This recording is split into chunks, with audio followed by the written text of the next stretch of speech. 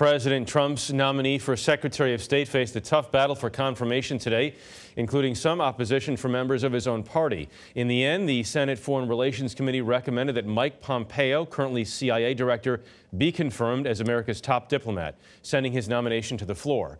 Here is Chief Congressional Correspondent Nancy Cordes. We have 11 ayes and 10 noes. It was a last-minute promise from the president that saved his Secretary of State nominee from an embarrassing setback. I have changed my mind. Minutes before the committee vote, Kentucky Republican Rand Paul switched his position on Pompeo from no to yes after Mr. Trump assured him Pompeo had changed a key view. But I do take him at his word that he does and has incorporated the idea that the Iraq War was a mistake. No. Still, the party line vote was a departure from Senate tradition. John Kerry, Hillary Clinton, and Condoleezza Rice all got unanimous or near unanimous backing from the Foreign Relations Committee, a signal to the rest of the world of bipartisan confidence in the nation's top diplomat. Mr. Pompeo didn't retract the statements he said about Muslim leaders. Some Democrats argue the former congressman and West Point grad is too hawkish.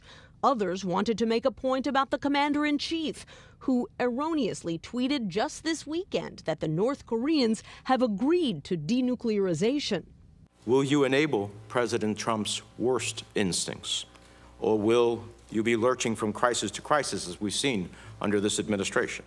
Full Senate confirmation should come this week, which would enable Pompeo to attend NATO meetings in Brussels on Friday. I'll start with those things that I think are the biggest gaps and present the biggest risk. But there's another battle brewing over the president's pick to replace Pompeo at the CIA.